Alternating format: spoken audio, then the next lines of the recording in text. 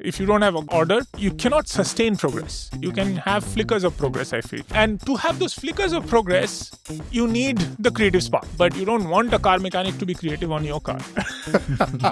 How did BA honors happen, then fashion happen in textile, then arts, and then fashion design, and then riding? Can you connect the dots for me? Maybe it is that ADHD gene that... You were with Louis Philippe for almost 13-14 years.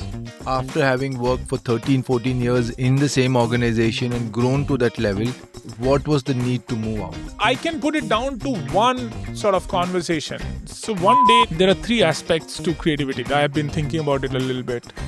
Fundamentally, if you're not curious, you can't be creative. Then if you don't have persistence, you can't really bring your creative idea. And beyond this, drive is something internal which tells you that to pursue this, I have to develop the other things. How important is it for the designer to know the technical side between the hand loom and the weave and the kind of the way the patterns are created? It's like in any design field, you can look at design at many layers, right? So you can make a product only by engineering view. You can make a product only by a creative view. And if you can bring them together, you're stronger. If you can bring the market view or commercial view, marketing is everything, then you are even stronger.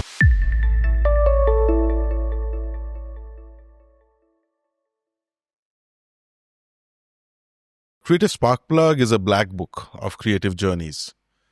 In this podcast, we speak with creative individuals and record their stories. It gives insight into creative lives, serves as inspiration for the young, and provides nourishment for the ones feeling challenged. Today, we are speaking with Samrat Som.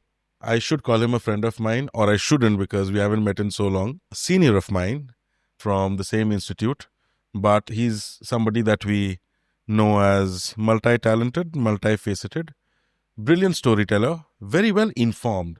That's one reason why I personally admire him. And I can always kind of take off where I left off with him on most topics under the sun. And that's how I know Samrat. We will hear his stories or the ones that he wants to share in the process of whatever we are covering today. But I'm curious about something. How did BA honors happen, then fashion happen in textile, then arts, and then fashion design, and then riding? Can you connect the dots for me?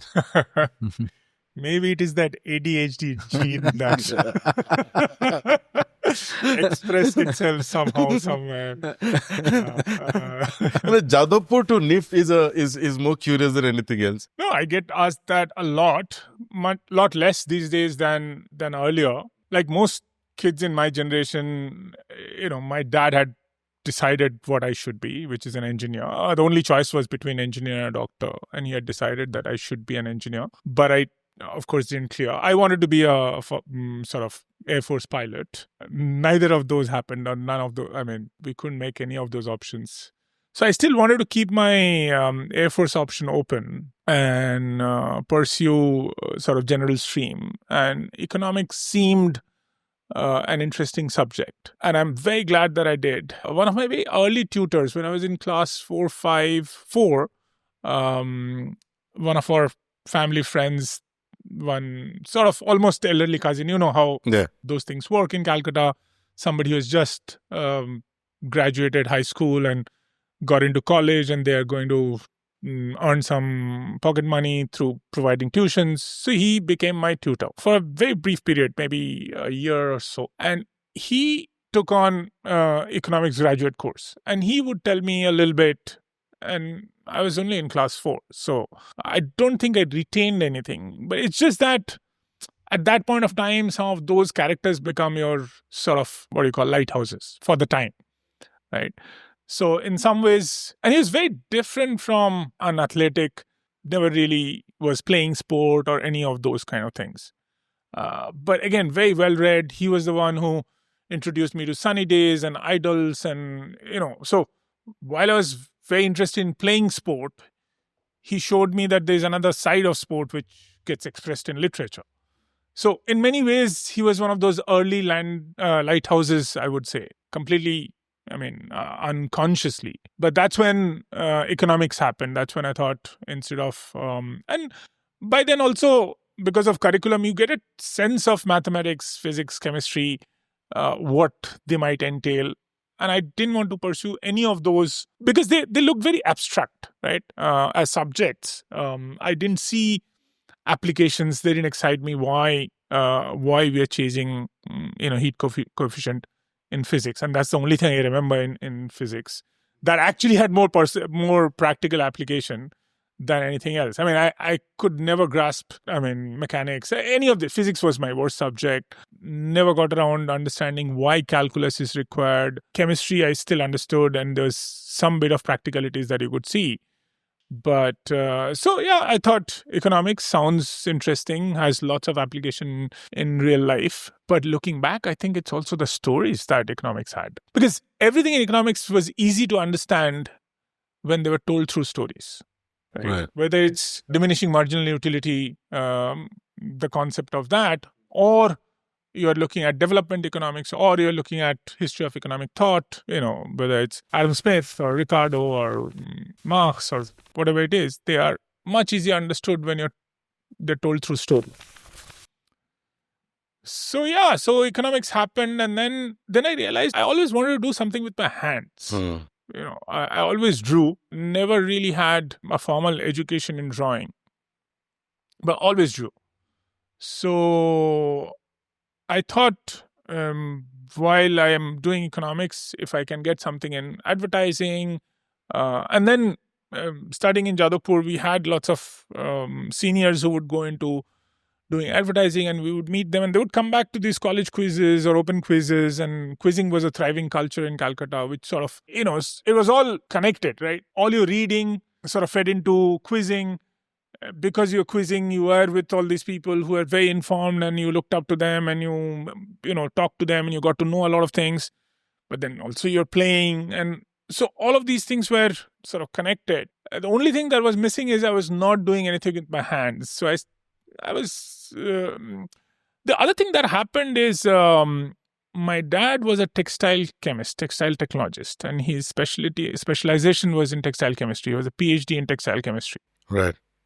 Funnily enough, he was one of the first people to do PhD in wrinkle-free textiles, how to bring wrinkle-free quality on knitted garments. This is many, many years back. But otherwise, in his day job, he worked with Indian Jute Industries Research Association, which is the government outfit. It was like a public sector undertaking, not fully under government, more autonomous. But at that point of time, throughout the 70s and 80s and till the middle of 90s, Indian government was looking at opportunities for jute industries, right? Because jute was very big in India traditionally. They were looking to find different applications of jute. So I grew up wearing very prickly, jute blended denim. We all of our house was full of jute blended cotton cartons and cushions and bed covers. Very prickly. Jute in apparel or or home interiors never really worked. They worked a little bit. They worked very well in geotextiles. They worked a little bit in jute bags and gunny bag. Extension of gunny bags, but never really in interiors. But because my dad was in this whole research thing, we were the whole household was the guinea pig. So somehow I grew up with this whole environment of textiles. I had no clue about what it entailed. I had no idea of weaving, dyeing.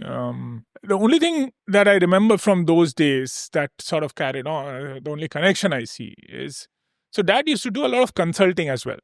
And one of his clients were Pidilite, the Fevicol, this thing. Company, yeah. And they sent him a box of Fevicryl acrylic paints when they first came up with. And he also didn't know what to do with it. It just was in some corner. And I would come home from my boarding school in summer vacations, and I would, sort of scour all corners of the house to find what new has happened while I was not there, right? That's how I found this. And I figured it says acrylic, fabric paint. So I said, fabric paint? Okay, then I can paint on fabric. Then I started painting t-shirts. And yeah, somehow whatever I painted, some people liked it. Or if I wore it, people said, oh, this is interesting. This is new. People didn't believe that I did it. Or one could do it like that. So I think all of those sort of fed in saying, oh, you have this hand or some kind of hand-eye coordination that allows you to draw a little bit.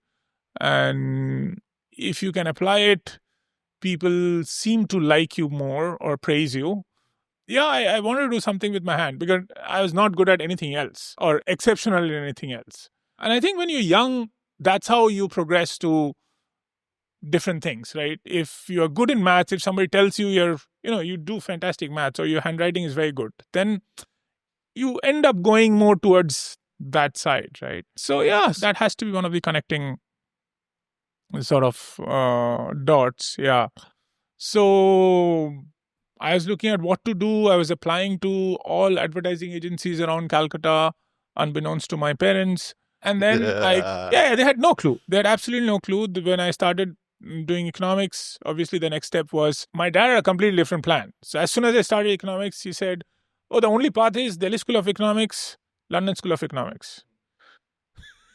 So in my first year of economics, I had brochures from London School of Economics because my dad went to UK for the first time. He went to London. I was still at least 5 years away from getting anywhere close to that institution. But he got, in many ways, it was inspiring, right?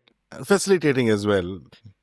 Yeah, inspiring. I would say it just, he always sort of nudged. I remember this whole army ambition or Air Force Army ambition also came from many years back when we went to Dehradun. Who goes to IMA? When you go to Dehradun as a family, as tourists, IMA is not on your tourist list, right? Yeah. Much less so those days. I'm talking about 81, 82. But it took I took all of us. My sister was very young. Me there. Somehow they allowed us into the campus. I don't know if they do that now to random people coming in. So I saw the cadets or officers training. There are places where people were riding horses. And then my dad said, if you do well in life, if you follow a certain path, you could be here. And I was like, oh, this is fantastic. If you can go like this and, play and ride horses and as part of your career, as part of your job. And of course, there was this whole allure of wearing a uniform and be part of something bigger and more glamorous. So that was the army ambition, which ended quite early. And then economics. And then when I was doing economics, I realized that economics was also going into that abstract space that I didn't like so much. That time, if you look at economic studies, econometric models, mathematical models in economics was coming in. And they had already come in, but they were coming in a lot more in academia, research, etc. was happening a lot more in those spaces. They were getting into, even in development economics, what I really liked. You had to be good at econometrics, you had to be good at statistics, you had to be good at mathematical models.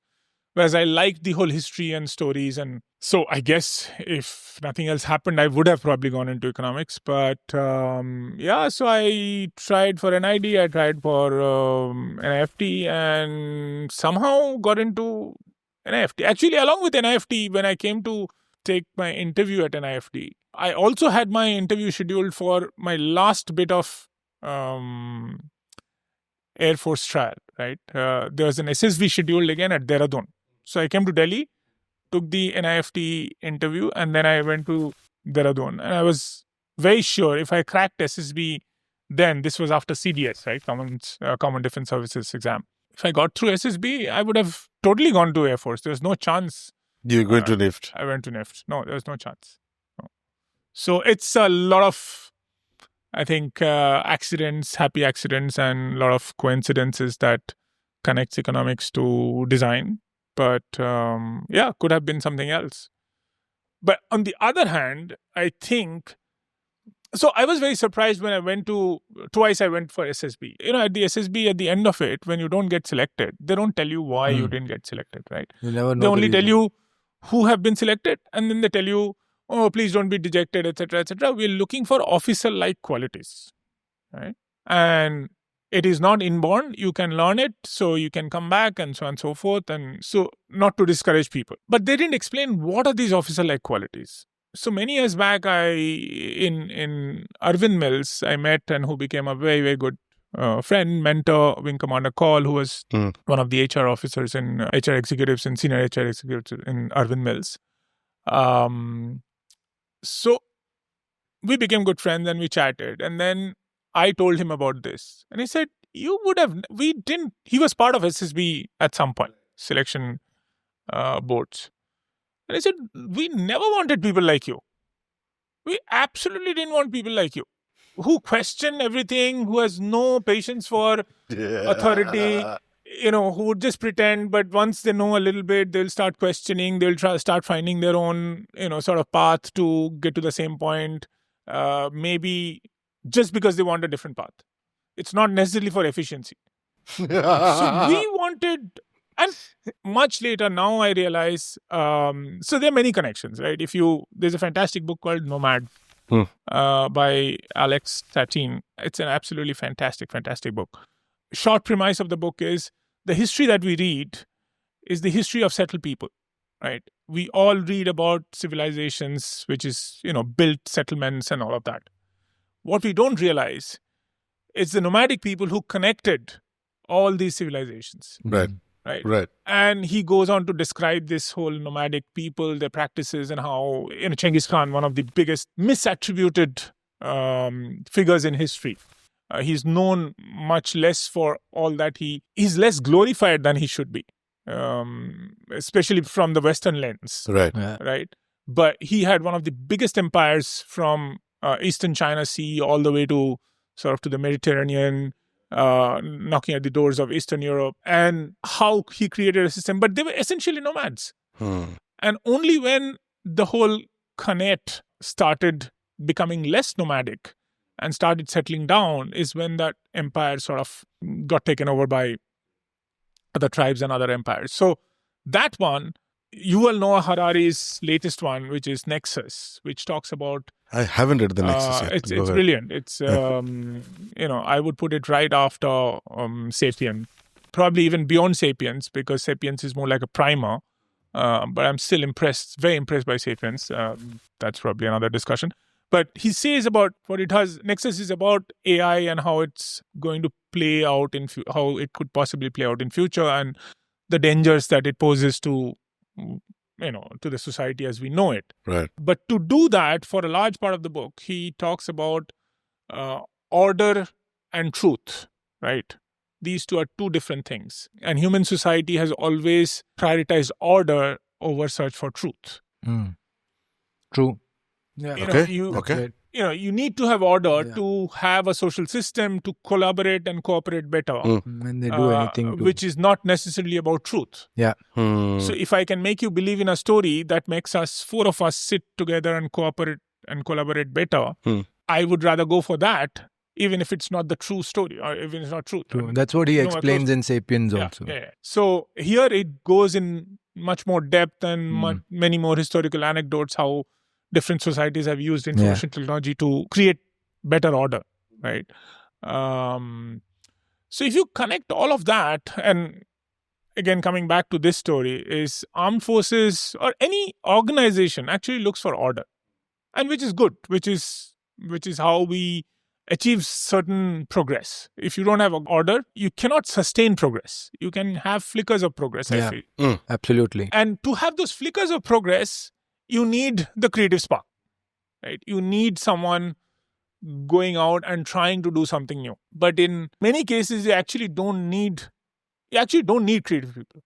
They're against that particular purpose. Yeah. You don't want a creative person in a surgeon who is, or in your banker, right? You don't want it, right?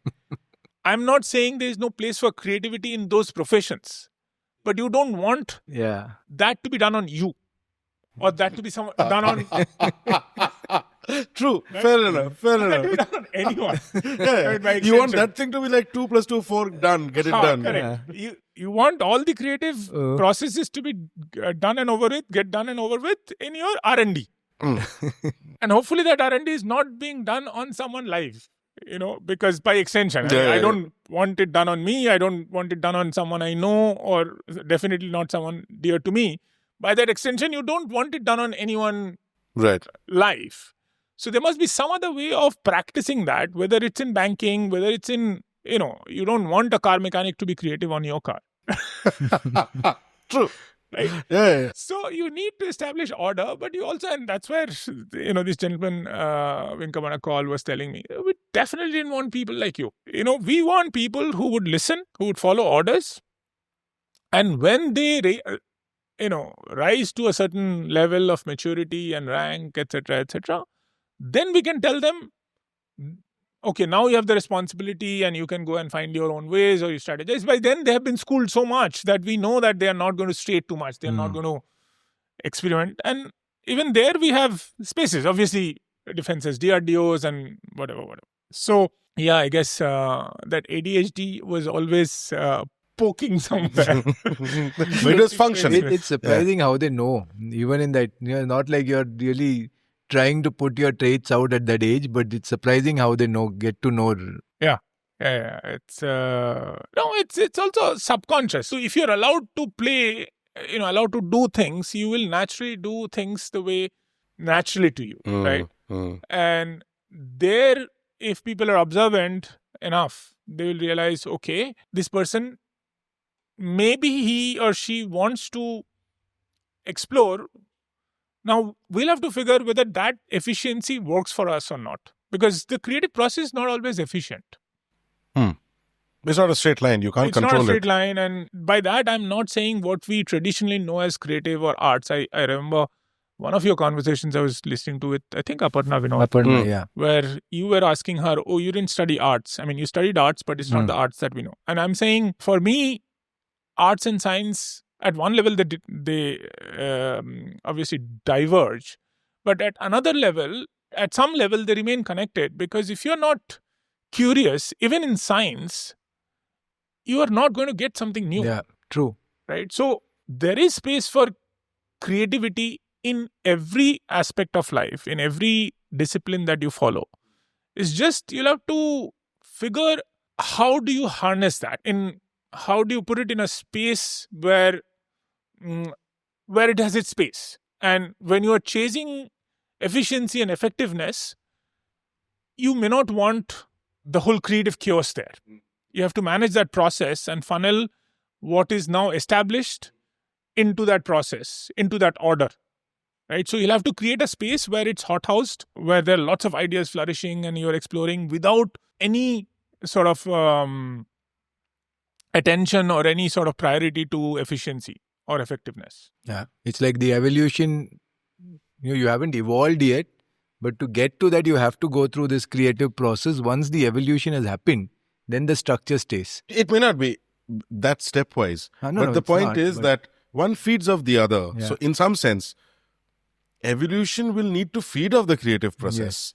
But if you plug it in controlled space, it is chaos being introduced. You will lose control of everything you potentially are in control of. So you did your economics and then you did NIFT. You studied in NIFT. I studied textile design. And from there on, you went on to work with brands like Louis Philippe. You went to London College of Art. No, I went to Sikkim actually. University of Arts, London. I did go there, but via a few more places. Googling. Okay. No, so I did textile design, and then my whole thing was I wanted, for some reason, I again didn't... Hold karo. 2-3 छोटा सवाल है. ठीक है. He was trying to get into ad agencies at some point of time without his father knowing. Right? This was between economics and his... NIFT, right? Yeah. And how many years gap was that? There's no gap. So at the end of... When you're coming towards the end of your third year in graduation... there's a lot of chatter, right? What's next? Yeah. Right? After graduation, what's next? At the beginning of third year, actually, all that starts. So there are your friends who are seeking or looking to pursue MBA. So you don't know what that is, but you are saying everyone's doing it. I also have to figure. And then somebody saying, if you do MBA, then you get a job like that after 2 years and big salaries. And then some of your seniors are coming back and they have done and they're in now big positions. Or they're already in MBA, but they are going to internships and then coming back with interesting stories. So I definitely had no clue what life is all about, right? And what you really wanted to do or be in life. Once the army or armed forces thing was sort of extinguished, I still had that at that point of time. But in general, so that's something I wanted to be. If I could get into the armed forces. The other thing, I wanted to do something with my hands. But other than that, generally wanted a good life. And you saw, if you were independent, if you had a bit of money, then you can do a lot of things. You can travel. You have independence, basically. That's what I wanted. So there is MBA. Then your dad wants you to go into Delhi School of Economics and London School of Economics. Then you also want access to quick money and independence. So one of the things seemed like, अच्छा ये advertising agency में किसी को भी job मिल जाता है मतलब you don't need to be an engineer or a physics graduate or mathematics graduate. English को भी मिल जाता है, economics से भी चला जाता है. If you study comparative literature also, those guys are also in advertising agencies. I didn't know about courses, but in general, somebody was in advertising agency. He's a creative. Then you realize, creative has two parts. One, somebody writes copy, somebody does, all these things. But for that, nobody had a degree. I knew some English graduates who were doing visual creatives. So yes. I was like, then why can't I do it? I can also draw. I had some basic understanding of typography, etc. With just getting introduced those days. I had access to British Council Library, so you would see a lot of magazines. Photography was another thing that was, I had a camera, so I could experiment a little bit. So that's why advertising was saying, and how do you get into advertising? Then I asked around, you just apply. And what happens then? They ask you for an interview. They give you some copy test. They give you some visual test, this, that. I said, okay, that's fair enough. So, cast your net as wide as possible and then see. So I sent to all the agencies. Those days you used to have this thick telephone directory, right? Yeah. So Yellow pages. Yellow pages. And from that, I just found agencies after agencies and kept sending them a little CV of mine, which had nothing really, saying, I do this. I am interested in quizzes. I'm interested in art and literature, and that's it. So actually, my parents wouldn't have come to know. Once I got into NIFT, I moved to Delhi. There's this whole ritual, no? You had this STD booth, and once a week or every 3-4 days, you would go and call.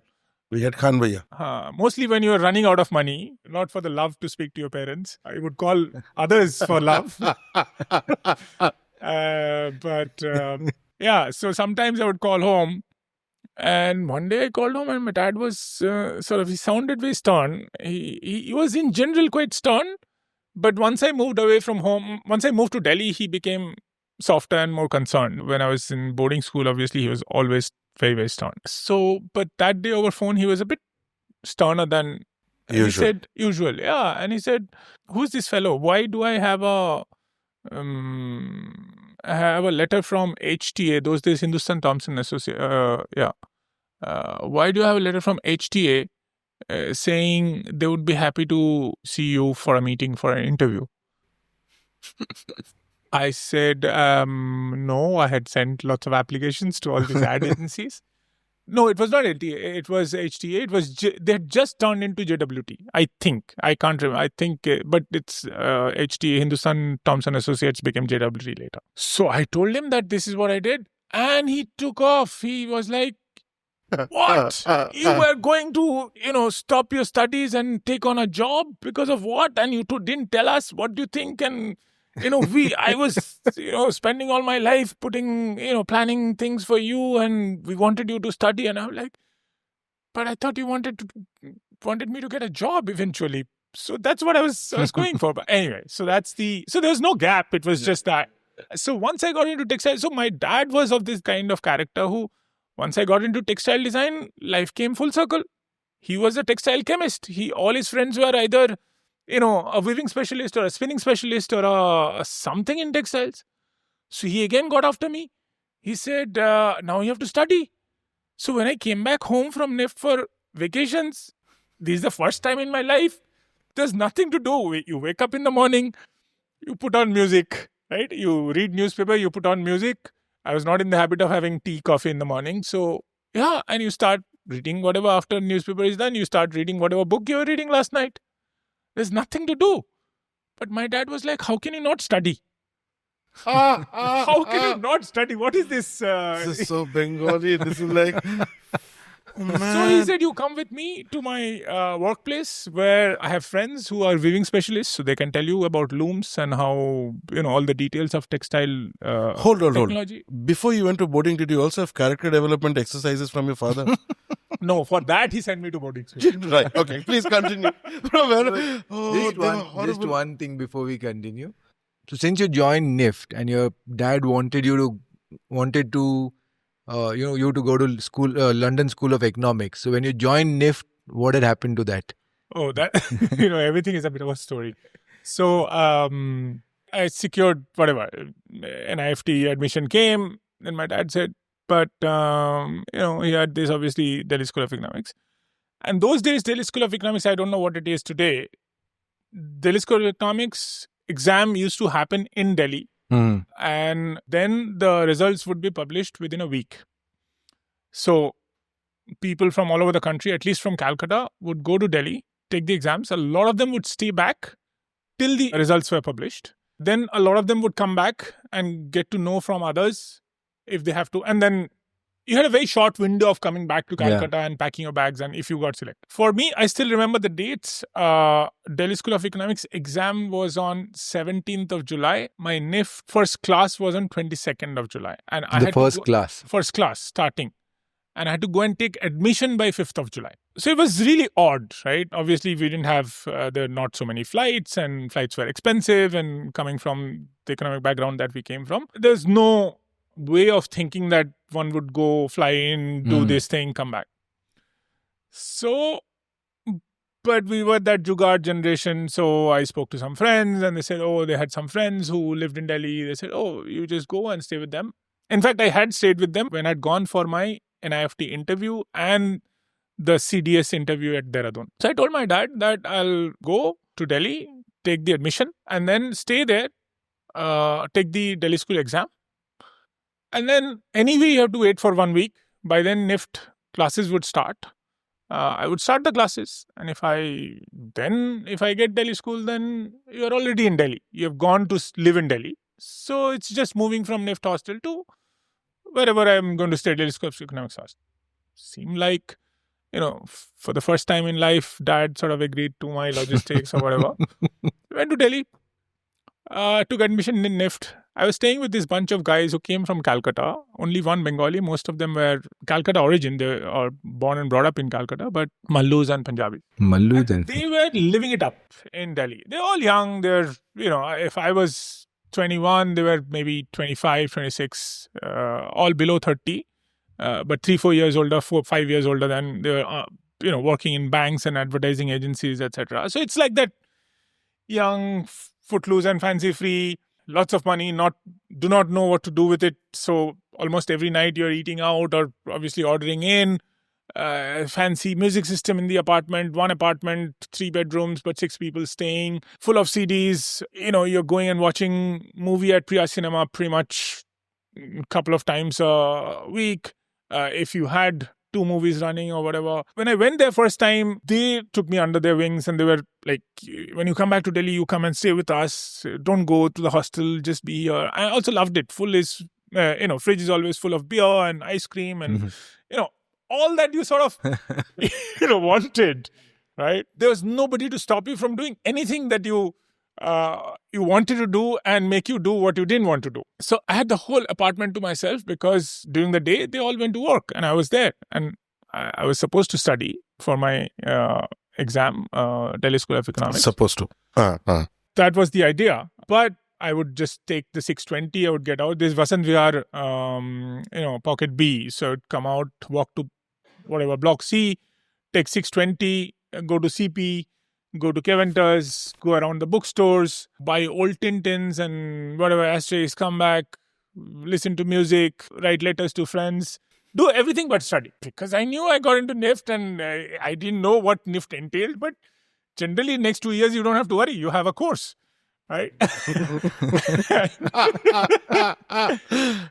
such a relief, man. But you didn't know about life. You didn't have to worry about life. And but obviously there's this character, my dad, who couldn't sit still in Calcutta and decided to come over to Delhi to figure out what's going on, right? So he landed up a week before my Delhi School of Economics exam, ostensibly again with some work at the ministry, textile ministry, but actually to check on me. Ministry of Textiles. NIFT is also a Ministry of Textiles. Ministry of Textiles. So, yeah, he knew he knew Banija, if you remember Banija. He knew some of the directors, etc. But anyway, none of those mattered. He came in. He actually had very little clue about what NIFT did. Right. He only knew Banija, and that's the only thing. And I think that's the basic comfort that he had, that this is a national institute of something. It is under the Ministry of Textiles. So there's this whole faith in institution that it is under the same ministry where I am working in some way. So it's not a fake this thing. It's not a fly-by-night institute. Something will happen. There will be some job, something. So anyway, so he comes in, and there's one guy who led the pack there, Kaushik, who ostensibly was my local guardian, or that's what I told my parents, that this is Kaushik, and he's the only one who had this mobile phone those days. Not even mobile phone. Actually, mobile phone hadn't come. This is 95, so mobile phones hadn't come. He was the first person who had mobile phone, I know. He had a pager. I had given his office landline as my contact to my parents. So that's how he was the local guardian, right? He didn't go into completely unknown places. So anyway, he got a call from my dad, and so dad landed up. So I remember it was a weekend. He came on a Sunday. Monday he had meetings, and Tuesday he would go back, something like that.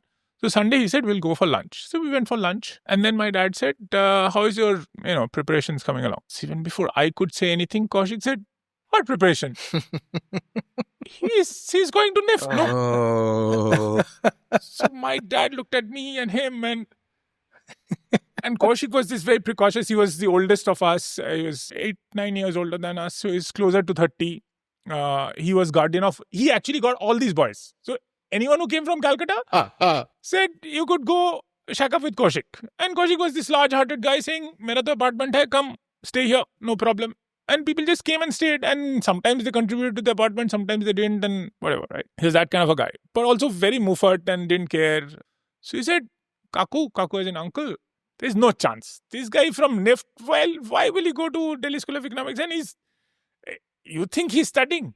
All day he's, gallivanting around Delhi, this thing. He's not studying anything. There's no chance. Please don't pin your hopes on Delhi School of Economics. So I was getting red. There's this thing. When I get embarrassed, my ears go red. Right? So they get really hot. So I was like, really, I could feel it. And I couldn't take off on anyone, right? My dad, Kaushik. So I said, you want to bet? So he said, what? I said, I'll get through Delhi School of Economics. I said, any bet? I said, I'll get through Delhi School of Economics. So my dad also was in some playful mode. He said, okay, what is it? Tell me. I said, I'll get through Delhi School of Economics, then you won't call me back to Calcutta.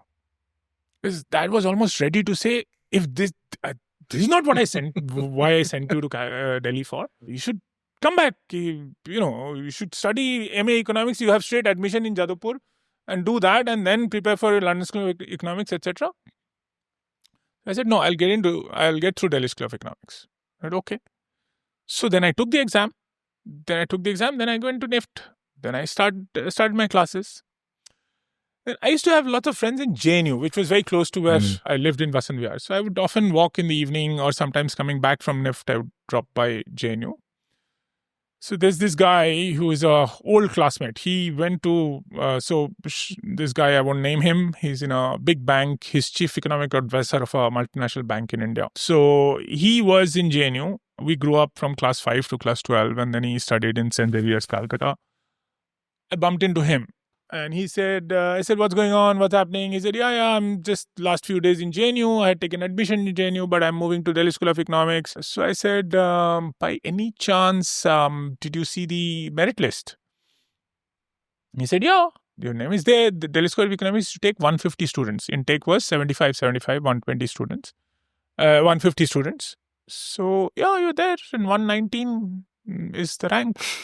But thought you're not interested, you're in NIFT. And by then I was coming to, JNU a couple of times and, talking to people how exciting NIFT was and how fantastic it was and all of that. I said, when is the last date of admission? So he said, maybe 5 more days, 1 week.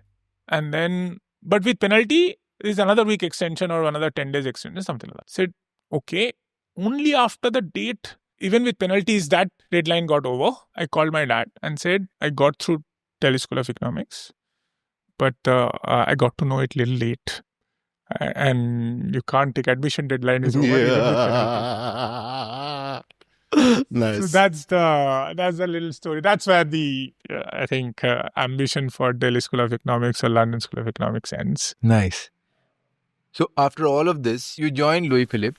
No, so quickly I'll take you through the career thing. After NIFT, I went to I had a brief stint with an American designer for home interiors, and then I left that and I came to Sikkim. I got an opportunity. I did freelancing in Delhi for a few months. Wasn't really my cup of tea. Somebody said one NGO was working in Sikkim. A friend of mine was working with them in Sikkim in Gangtok. So I came to work with them. There I had a fight. I didn't last for more than 6 months. Went back to Calcutta. Then again, that whole conversation of going back to economics came up. I actually even started working with an advertising agency. And then somehow there was an ad because I really wanted to get into menswear fabrics. And there was no one who was recruiting textile design. Textile design, till then, people didn't really know what to do with textile designers. So there was only one course, NID, had textile design. But their intake was 6 a year. And often people would not graduate when they were supposed to graduate. So they would carry on for a few...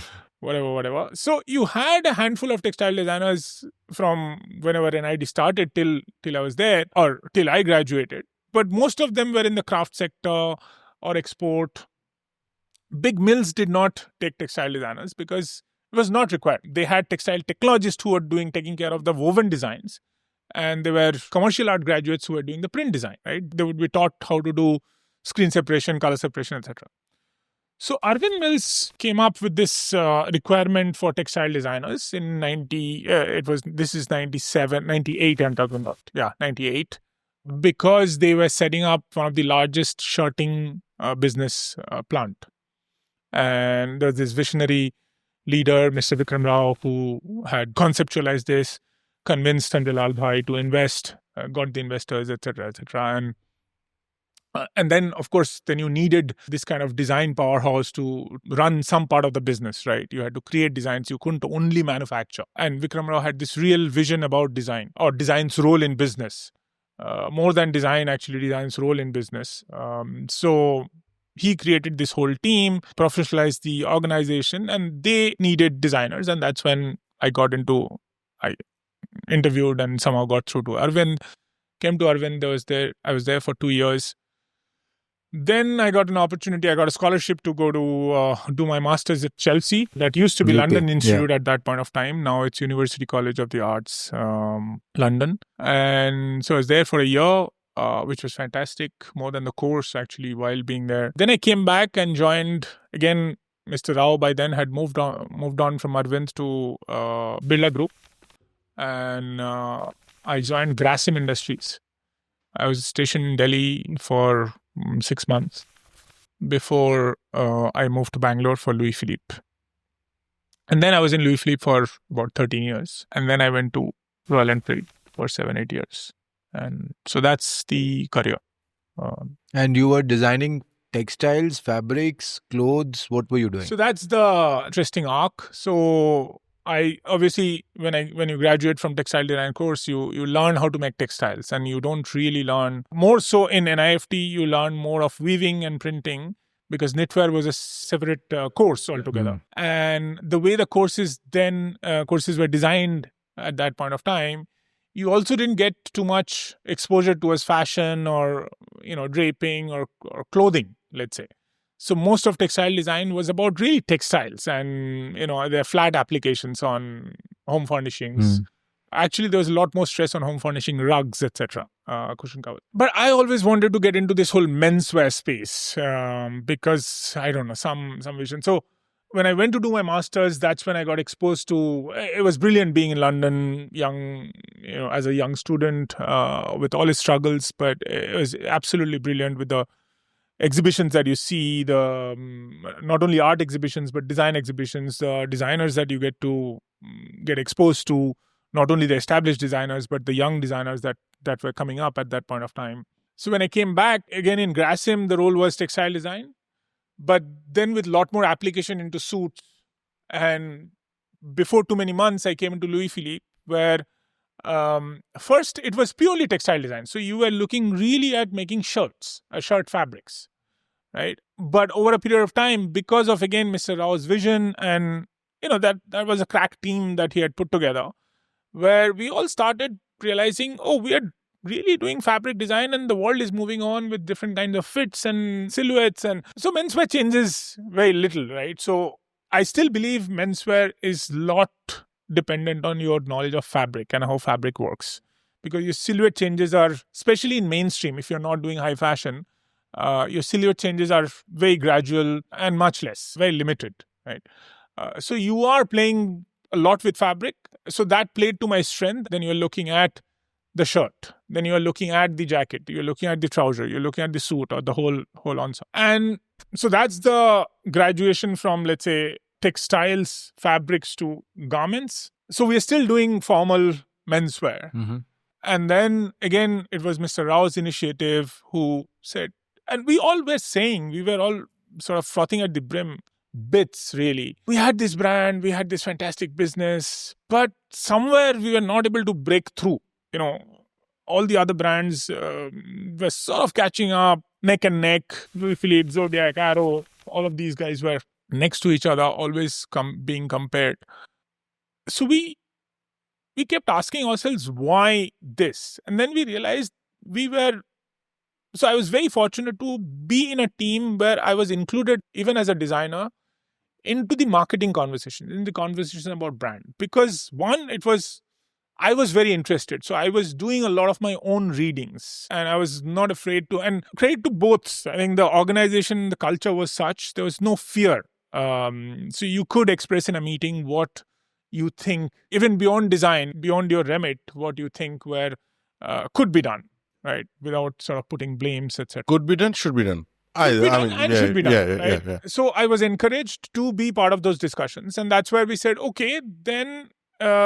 Louis Philippe, I was part of a lot of research, consumer research, etc., where it all came out that very strong brand, but it's slightly older, and now it's losing relevance in my wardrobe, right? For a lot of younger people are saying it's still very good. It's my first, first sign of success, first rites of passage. My parents gifted me, whatever, but more younger people. The older people were saying, no, it's still a good brand and I still use it. But it was losing relevance with younger people a little bit. And that's when we said, you can't keep doing this. You have to create a separate sub-brand which borrows from the mother brand and does younger products, right? Younger fits in shirts, trousers, whatever it meant. And we did that, and that took off. Thankfully, that took off, which is... LP. Yeah, which is LP. So it was a completely new logo. So it was a proper sub-brand. And that success, I think, gave a lot of comfort and confidence within the organization. It was a force multiplier for the business. Right. It started gaining a whole lot of momentum. So that allowed the business to give me a little more responsibility. And then I was pushing on all cylinders, right? And then I said, one of my thing was, we talked about it, and thing was, I really liked shoes. And you couldn't get good shoes in India. You either got good quality or you got some random designs from China, but shitty quality. True. Right? And what I realized is, I was traveling also a lot those days. And in Europe, especially, in Italy, Spain, no big brands, but you always got very good quality shoes, both in terms of design, color, leather. So I came back and I said, if I'm feeling this, there are a lot more people who are earning a lot more. They must be feeling the same thing, or in my bracket. And not everyone gets a chance to travel so often. So then this whole idea came, and we had a team, we put it together, and we said, there can be a footwear business for Louis Philippe. And I think that was the thing.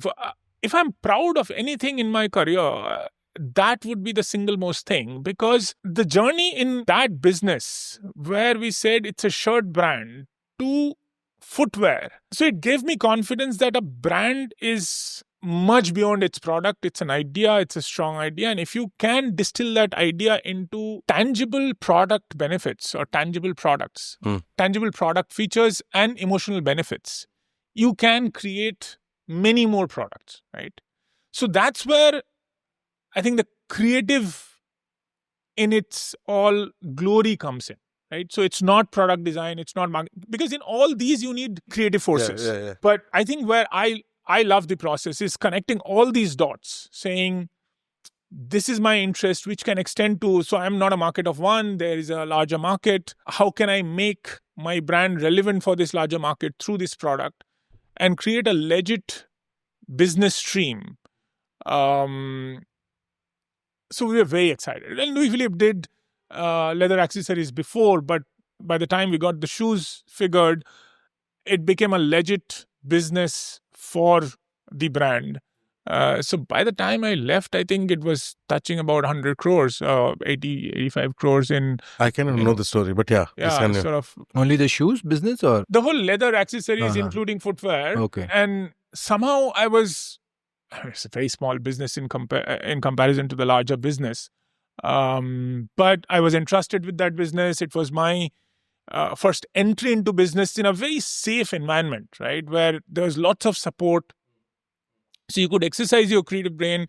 I'm not very good administrator. I'm not a very good manager, but you had support from all those sides. So that whole story actually gave me the confidence to pitch this whole idea to Royal Enfield. So that's the next part. I don't know where we are going with this creative spark. You guys really will have to figure it out. No, that's all right. Continue. But there's a flow in whatever you're saying so far. No worries. So even before you ask how Royal Enfield happens and what did I do there, is so at some point we were three friends. When you were with Arvind Mills, you had a boss. When he moved out, you went and worked under him, or he went separately, you went separately? No. So funny thing, what happened in Arvind Mills is, so Pallav Da, who is a very, very dear friend, family, he recruited me. Under Vikram Rao's guidance, he recruited me. And as soon as he recruited me, the whole divisions got separated and I had a different boss. So to answer your question, when I left Arvind, no. When I came back from the UK after my master's, I actually joined Pallav Da in Pallav Chandra, who is one of those textile designers one of the first textile designers actually to work in organized industry.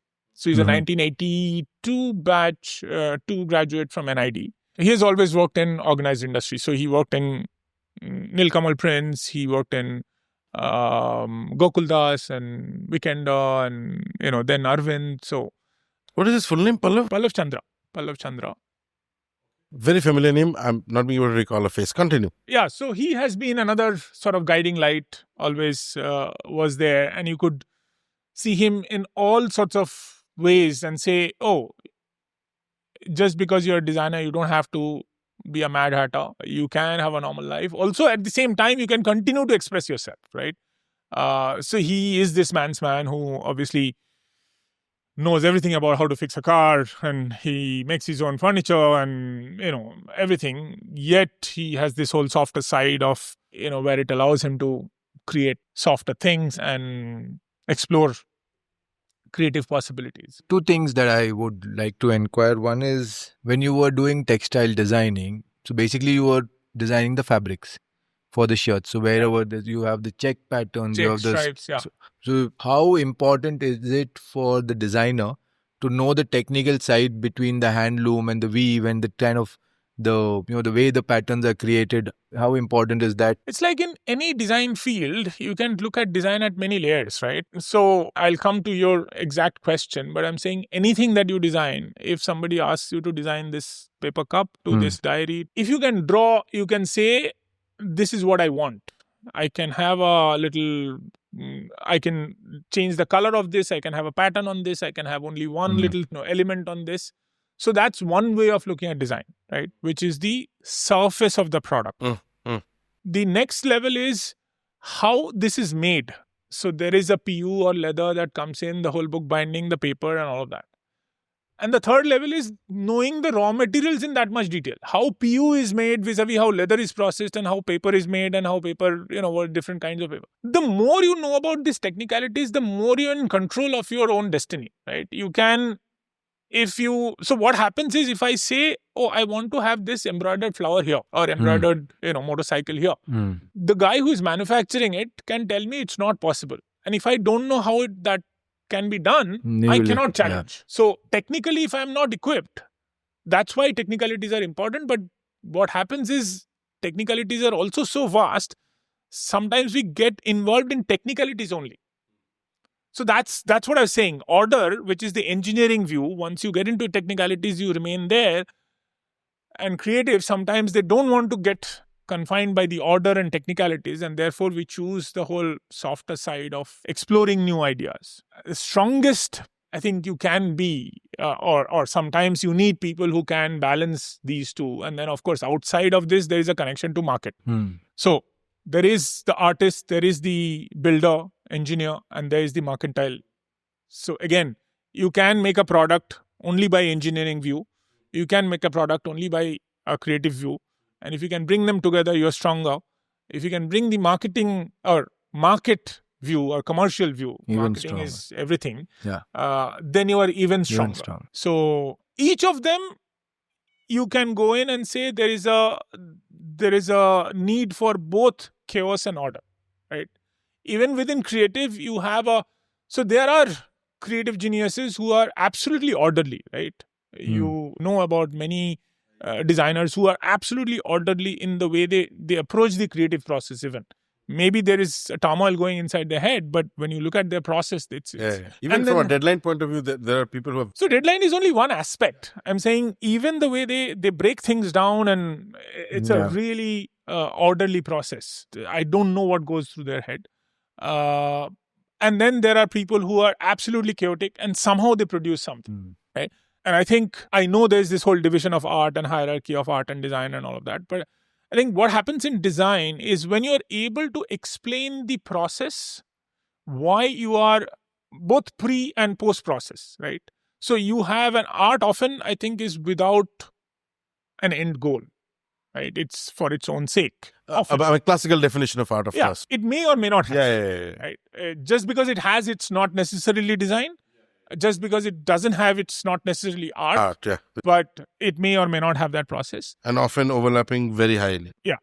But you have to have some order to bring it, to birth it. Right? If you don't have that order, you cannot birth it. Even for an artist, you have to finish it. If you just have the concept and you put few strokes, you can see it. The world cannot see it. Same way for design. So coming back to your original question is that for every creative individual, I think if they want to be, again, success, you can go into different definitions of success and ideas of success. But at least to control your own destiny the way you want, to a large extent, or what you want to do, if you can harness both this chaos and order, I think it's better for you. The other question I wanted to also ask is, you were with Louis Philippe for almost 13, 14 years. And one segment of the business, you started from scratch and grew it. So the same thing if you were doing when you were alone versus working here, that's one part. And the other part is, after having worked for 13, 14 years in the same organization and grown to that level, what was the need to move out? Or why is the need to move out for any individual? Yeah, again, it probably is that, ADHD thing. So I can put it down to one sort of conversation. So one day, three of us, you remember my friend David, who was my boss at one point, and David and Pallavda, we were shooting the breeze and having coffee right here at the famous barista next to William Penn. Yeah. Koramangala. Yeah. So we were saying, and we had absolutely nothing to complain about. You're doing all the things that you're doing, very successful in, sort of compensation, all the material things. You're traveling around the world, but at some dissatisfaction, something that you're not able to do and you're not satisfied. I think one is that, right? That not being satisfied with what you're doing. But you weren't aware of what is not satisfying you. No, so we were breaking it down. So we're saying, why is this? Why are we not satisfied? And we said, we are not satisfied because everything that you do, you realize you can do better, or you can do what is world class, right? You are making a shirt, you are checking on what world class shirts were, and then you knew what they were, whether they were, you could already do it or you could better them, right? But the problem was you didn't have a market, or the market was too small in India. What we realized is also, this is our early understanding of, getting beyond blame and saying the easiest thing is to say, oh, the sales guys or the marketing guys don't know how to market it and sell it. But if you can get out of that framework and say, no, if they could, they would actually do it. They are not being able to tell you, but the market is not there. They're not being able to articulate the way you understand, but the market is too small to pay for that excellence or pay for that quality that you are exposed to and you appreciate. We are talking about 15 years back, right? 2000. This conversation happened actually in 2008, pre-meltdown, pre-financial meltdown. We had this conversation. I said, so the market is not there. And we also knew to create a brand, and so market is there worldwide. If you could market it worldwide, you would have enough. But it was too expensive to do your own brand. So we said, are there brands in India that we know that could be taken to the world outside? Are there possibilities? So we came up with 3 names. And little did we know, out of those 3, 2 were being run by the same family. Not the same organization, but the same family. It was not the first option, but the one that was not run by the same family was Raymond's. At that point of time, Raymond's was still a very premium brand, and we had lots of references how brands with textile equity and textile heritage has gone on to become, whether it's Xenia, whether it's Ethro. There are many other brands which have gone from textile heritage to luxury garment sort of space. Luxury brands, more than garments. So we looked at Raymond's, but the other ones were Royal Enfield and Good Earth. So Good Earth had just opened their Raghuvanshi Mill store in Bombay. And it was one of the finest retail expressions that you would see in India. And we're like, who are these guys? And we had no clue. That time, internet was there, but we were probably not as inquisitive. We are not searching behind. We are not as interested in businesses as we are today. So we didn't look for who is running Good Earth. And we looked at Enfield, and we had all these friends who were running Enfields, these old motorcycles. And on them, they were going to the Himalayas, going to Bhutan, going wherever they were going. And we said, this is a fantastic heritage brand that is there, that is alive, thriving. People are working with them, making stories every day. But there is nothing that I can, if I don't ride a motorcycle, I can't have the motorcycle. Yeah. Right? And if I have the motorcycle, even if I can ride, it's not a practical motorcycle. Because you have to ride it every day, you have to take care of it, you spend time with it. But there is nothing, if I wanted the part of that story, that allowed me to have it without too much of a resistance, too much of a friction. So we talked about this, and then we're shooting the breeze. We said, these are the 3 brands. Then somehow the afternoon got over. We went our ways. Then this friend, family, Pallavda, he left. 2008, financial meltdown happened. Early 2009, David left, went back to Sweden. Pallavda quit. I was still in the same organization. And Pallavda kept coming back and saying, hey, you had said something about this whole Royal Enfield thing. And he actually had an old Bullet, 1974 Bullet, which he wanted to get rid of. And I said, no, he must remain in the family. So I said, I'll keep it and whatever. I bought it and it's still with me. So he said, you're not doing anything. So I said, what am I going to do? Then just to get him off my back, I wrote an cold email called at cu@royalenfield.com. Believe it or not. Vikram Lal. Vikram Lal was chairman, not even chairman. cu@royalenfield.com. At that point of time, CEO was R.L. Ravichandran, we had no clue who he was. He's again a doyen in the Indian motorcycling industry. He has birthed so many, from Suzuki Shogun to Pulsar, all these were his doing. He worked in TVS, he worked in Bajaj. Then he was CEO of Royal Enfield. He was kind enough to look at this random cu@royalenfield.com mails and reply back saying, so I wrote saying, you guys have a fantastic brand. You guys don't know what you're saying. I was, how arrogant I was. This is very similar to, I'll have to go back. So when I was studying in London, there was this Tintin shop in Floral Street. And I love Tintin, right? So one day I saw an advertisement outside that shop and it said assistance required. So I went in. They gave me a form. He said, fill in the form and give it back. So I sat down and I was very disappointed. The whole thing was like writing your biodata, whatever. And then at the end, they had a quarter of a page left to say, so what do you know about Tintin? By then I was so sort of, pent up frustration, etc. And also arrogance. It was always there, right? So I wrote one line. Ask me, what do I not know about Tintin? At the bottom, I wrote, I even know, Jolly and Wag's insurance company. So there's a character called Jolly and Wag, and his insurance company is called Rock Bottom Insurance. So I wrote that. I never got the job. They never got back to me. But but that's the kind. Somehow I don't know how. So when I wrote to Royal Enfield, I said, "Oh, you guys have no clue. The treasure that you're sitting on. You have a fantastic heritage brand, and we know retail and design, whatever. So, if you give us the opportunity, we'll show you what are the possibilities. Imagine." So he was kind enough to indulge in this stupid fellow we drove over from Bangalore to Chennai. I remember it was raining very heavily. Our meeting was scheduled at Tiruvatti, the old factory. On the drive, I was preparing the presentation and I got a mail saying we are moving there's no WhatsApp. This is 2010 I'm talking about. So I got a mail saying we are moving the meeting from there to our DR showroom. So we land up there, we make a presentation. This is all very good. This is the first time we're seeing someone who gets our brand. Our references are all correct. Your images are all absolutely, but we can't take a decision. Siddharth Lal, who is our MD, he only can take a decision. So we come back, we don't hear from them for forever. And then it takes them 3 years to 2010.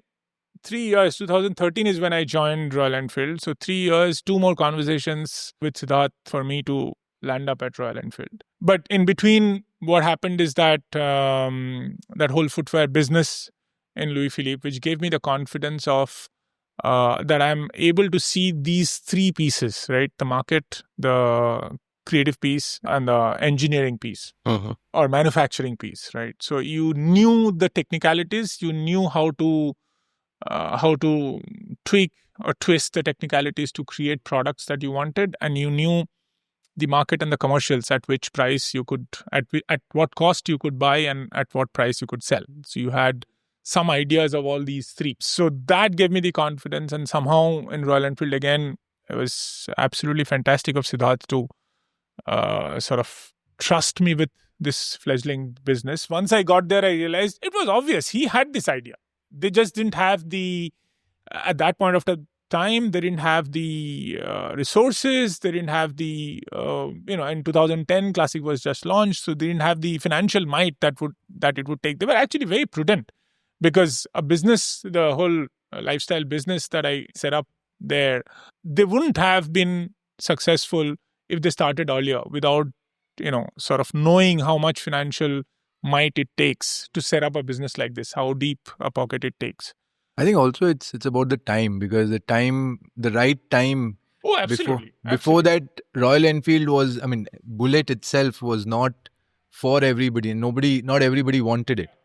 So, and accessories like even shoes and, the riding gear and all that was not so much in demand. Absolutely not. So post 2015-16 is when it started this taking off. If you look at the trajectory of that brand, a lot of barriers started getting moved by the launch of Classic. So before that, for 10 years, so from 2009, more than 10 years, let's say 90s, 95, 96, it will take another session, my understanding of how that brand worked. But I think for 15 years, that brand got built by the users. Yeah. The aspiration got built by the users, not so much by the company. The company was doing its best to support it in whatever way they can, but they didn't have too much resources in terms of advertising, in terms of product development. They were doing all that they could do. But in spite of the constraints, there were lots of people who were taking it out and doing things. creating aspirations in a lot of people who probably didn't want to do all that, just wanted to be part of the story, right? So what I always said is, you have to allow people to be part of the dream or the story. How much of that part, to what extent they can take part in that is up to them. So if the story is about exploration, right, then some people can buy the motorcycle, buy the whole set and go all the way wherever they can go. And some people can only buy the motorcycle and keep it in their garage and go to the market or the coffee shop and feel part of the story. There's nothing wrong with that. Yeah. And some people cannot buy the motorcycle for whatever reasons, but they can be happy buying the t-shirt or the key or whatever it is that they can. Now, understanding this and then being able to sort of create products, and obviously I had nothing to do with creating motorcycle products, even though in some little ways we have done some. I had contributed in a very superficial way some motorcycle capsules that came out, more to aid the apparel business. But so it was absolutely fantastic. Siddharth already had this idea. When Classic launched, they started getting traction in terms of product. So it took away a lot of barriers, right? Classic was the bike which was more reliable. You could go to the cafe. You didn't have to, adventure. You didn't have to be so involved in the product. Before Classic, if you rode the Bullet 1 week, you had to spend 3 days with the mechanic to fix something, or you had to fix it yourself. Reliability was really less. I think all of us are bulletiers, the way... Right? So, but that was not for everyone. Yeah. So Classic took away that barrier, at least to a large extent. Himalayan made it even more easier, and Correct. So the Himalayan Meteor and all that has even made it... No, that's a new platform altogether. No, that's completely changed the... Before Meteor, your 650 comes, the reliability has increased over last, let's say, 15 years, if you take from 2010. So that's the trajectory, and the other side. You had the City Lightning. I had the most unreliable one. Lightning. But it flew. Any which case, please. It was absolutely unreliable. Ask my wife; she'll tell you stories. No. So we all have stories, but those stories actually created dreams, right? Yeah. Mm-hmm. Because what happens? That's the thing, right? What we don't realize is those inconveniences and frictions end up being story 10 years later. Yeah. So, if those frictions were not there, if you just went from one place to another, then there is no story. It's a Hero Honda story then. Yeah, I mean, anybody. Yeah, whatever. That also is a story. Then you have to find some other story, right? Then, you fell sick, or you had altitude sickness, or you had, horrendous food or something. Then it's not about the motorcycle, and the motorcycle became part of the story because there was friction. Yeah. Or resistance. Some problem, resistance, right? And you overcame that resistance. Yeah. Right? So my bike was... So my wife... I had a 535 Lightning. You're still getting confused between a bike and wife. That's the biggest part of the story. So she always used to call it her Sotan. Where every time she would sit on it, it would refuse to move. And when she's not there, it's absolutely fine. One kickstart and all of that, right? The idea of Sotan has changed, by the way. Yeah, now it has changed. So I think... will not get into that. Yeah. Whether it's a bike or the wife. All of this is the story of your chronology and your takes on it and the beautiful, engaging stories. And we will put it out there. But I don't think so. We are done with you. Most importantly, the aspect that I wanted to get into is occasionally we come across people who do not look at the creative profession as a framework to do a certain job. And that's very selfishly, from my point of view, I want to delve into that space, because that's a space where when you can't frame them, you're talking about multiple influences that creates who they are, right? And I personally feel that progressively we are getting into more and more of that space where people who are being creative, whether in a profession or personally or not, are coming from spaces which is not framed or institutionalized, right? And that's the fluidity of being creative as well, is what my understanding is. That's an aspect that I do want to discuss with you. Plus, there are more relevant or directly connectable dimensions of, one is these stories. What is a creative influence on a brand?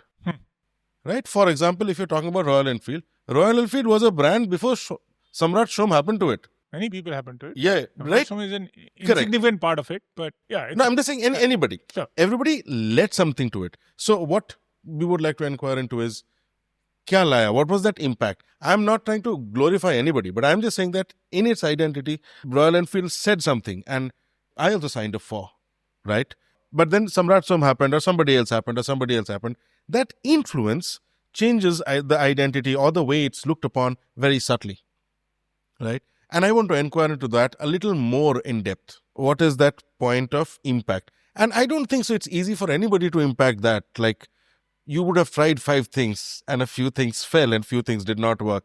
What is that process? Because in understanding that process, there is permission and there is this idea that, galat sahi, it's a trial and error process is what gets out. These are the things that I would like to inquire into in some sense. In 2013, when I moved, so you asked me, why did I move? So hopefully I answered that partly. So this was dissatisfaction. It was not really to do with the organization. The organization was fantastic and it allowed me to do all that I wanted to do. At one point, we were chasing Roger Federer to sign for Louis Philippe. Right? It allowed us to think that audaciously.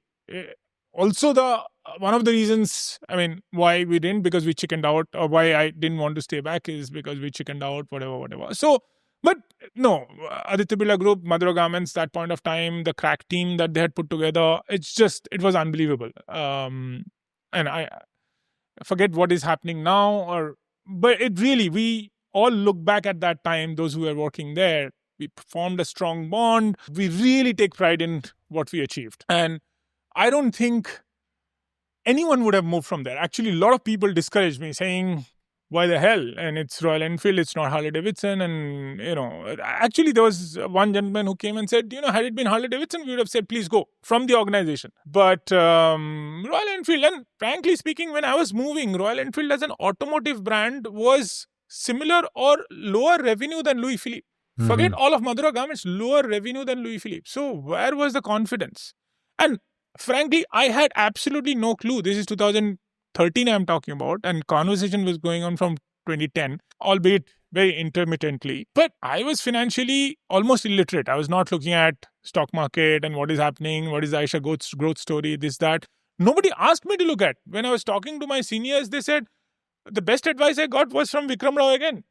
I told him, boss, I'm leaving. He was not part of the organization until then, but he was like one of my, again, guiding lights. He said, who have you spoken to? I said, this CEO, MD, Siddharth Lal. Is he a good guy? I said, it seems so. Did you look him in the eye? I said, I did. And what do you feel? I said, confident. Yeah, fine. Then it's fine. Yeah. If you can look him in the eye and if you feel confident, then it's bullshit advice, absolutely crap. In that sense, right? But if I look back, Vikram Rao was that kind of a person. Even when in Arvind, he gave me some responsibility, he had no clue what I was capable of. He has absolutely no clue. So I think where it goes back, it's a fundamental human truth in that sense, that if we have trust in ourselves in whatever capacity, whether it's the engineering view, whether it's a creative view, whether it's something else, if I have trust in myself, that, this is what I want to achieve, and there will be some problems, but I can take care of it. It's not a big deal. If I have that trust, then I can tell you, please go and do. I trust you to do this. And if you fail, I'll figure it out. No problem. Then only I can extend my trust to you. Only if I trust myself. But if I have this fear, we don't know what we're going to do. Many things can go wrong and we can fail, etc., then even if I give you some responsibility, I'll check. Ye theek se kar raha hai ki nahi? Are you doing this? This is right. Oh, check with another person, this, that. So I think we are not able to, that's also a big part of the creative process of being able to extend trust and having trust in yourself. Right? So that I think is huge, because if you think rationally, these advices that have you looked somebody in the eye, and that's no way of knowing whether this is going to work or not. It's only one way of saying, do you trust yourself, right? Do you have trust? And no, otherwise also. So Ashish Dikshit, who was MD at that, who was the CEO at that point of time, president in Madura Garments, he said, I understand this is sort of now tickling your bones, so go ahead and do it. And yeah, if something happens and if you don't like it, we'll have our doors open. Which was absolutely fantastic. Unbelievable. So to answer, I think I got lucky, right? The environment was such that one can always say, you created, a lot of people didn't get that kind of opportunity, etc. So maybe they were a little partial. Maybe it's because what the confidence I gave to people. But I think it's also credit to the organization and the people who were around me, above me. And the framework that you were talking about, the creative framework that you were talking about, I think fundamentally there are three aspects to creativity. I have been thinking about it a little bit. Fundamentally, if you're not curious, you can't be creative, right? Because you have to be curious to go explore beyond what your current situation is, current possibilities are. So that's curiosity. Then if you don't have persistence, if you are not able to pursue with that curiosity, if you just think, oh, what if, and then don't pursue that thought, then you can't really bring your creative idea. And beyond this is something I call drive. I still haven't figured how this is slightly different from persistence or perseverance. But drive is something internal, which tells you that to pursue this, I have to develop the other things, right? To pursue my curiosity, I have to build other muscles. It's a bit like saying, I want to play tennis. I haven't ever played. I want to go and play tennis. So I learn how to play tennis. So curiosity, what is tennis? Is it something I'm going to enjoy or not? Once I start playing, I realize I like it. So I keep playing, but I'm not very good at it. Then I have to have some kind of drive to say, oh, I do want to be good at it, to enjoy it more. And to be good at it, I have to do a lot more than just going and playing. I have to sharpen other parts that I'm not. So if you bring it back to this whole creative field, you are curious how I can make this diary better or this microphone better. That curiosity leads you to certain kind of possibility of solutions. Okay, I can change this, I can change that, I can change this material, etc. But to do all of that, you need to sharpen your business sense that if I do this, what would be the cost? Will I be able to? And to do that, you'll have to find your engineering side. So you have to build all your muscles to bring out the idea that you want to bring out. Now, this framework is not usually taught or explored consciously in courses or in education that is supposed to be creative, right? I don't think they're as important in other areas, because other areas, the fields are fairly well developed and developing in the way they, if you look at management, it's more like a practice, right? It's not a science. It's a practice, and that whole practice is evolving over a period of time as, and they are doing all that needs to be done, looking at society, how our behavior is changing and so on and so forth. And therefore, the management principles are changing. So all the talk about empathy and mindfulness in management also today is a reflection of how we are growing as individuals and as a society. Engineering obviously is pushing boundaries in terms of science, material, technology, knowledge, and all of that. Creative space is not looking at it, at least I have not come across, is looking at it like in this way. And I think that's the frontier, right? Because if you look at it today, sort of not conquering, after getting in the depth of many other areas, today there's so much research on our neuro space, right? In our brain, we are trying to understand ourselves way more than we have ever done.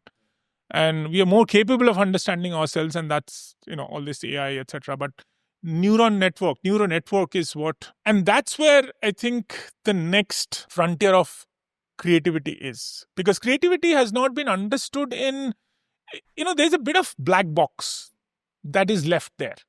That little bit of magic, right? Photography is a science, but there is a magic part of it, right? We leave a lot of things to chance. And that's how we have seen creativity.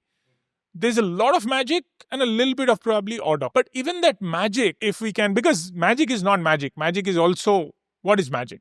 If you talk to magicians, they will all say it's all tech. But how you're telling the story and how you're, what is your purpose? Your purpose to make it look like magic, and therefore you're not distracting people to show something, and you're producing something that they're not expecting. They make you believe it's impossible, and then that happens. Yeah. Creative process, I think, I'm not saying it's absolutely breakdownable, because in curiosity lies that magic, right? When I'm curious, you don't know.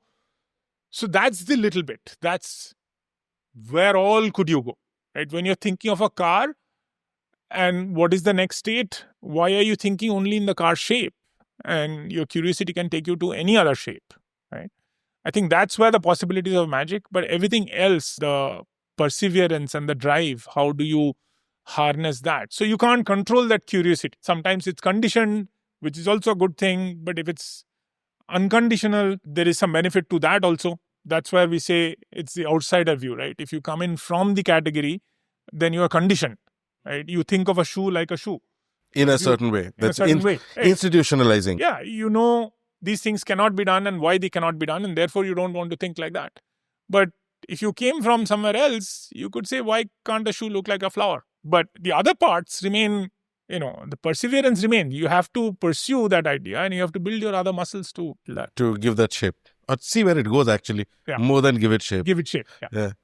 What would you suggest or comment or take away from this? I think there should be more conversations, more spaces like this, where we can have more conversations, where our motivation for creativity, curiosity coming in, which directions they're going in. I think not only as a generation, but not only in India, but everywhere with the advent of new technology, I don't think any generation has faced a situation like this. And it could be a cliche, like everyone says, oh, every generation feels this. But I don't think that's true. I think one is technology, the other is the whole political upheaval, the way it is happening. Everything has always been political, but it's never been as political as it is today. We are more connected, but we are also working more in silos. There is so much more that actually allows us to build walls around ourselves. And that applies to design, that applies to creativity. I believe more spaces for dialogues like this, conversations like this, will be better for the society in general and the design community in particular. All right. So let us know what you think about the first episode. The second episode is following. We've so far discussed his stories of growing up in life. Beyond this, it is going to be his delving into different aspects of him figuring out the creative process, journeys, what is the new idea of modern Indian design. Is there a definition to that or the quest of it? Thank you so much. Thanks a lot for the Thank engaging. You for having me. It's fantastic. You don't get often these, it should be more often. We should be having this kind of conversation, whether on camera, on mic or not, but on record or not, but we should create more. Thank you for creating this space, actually. Thank you so much. Thanks a lot.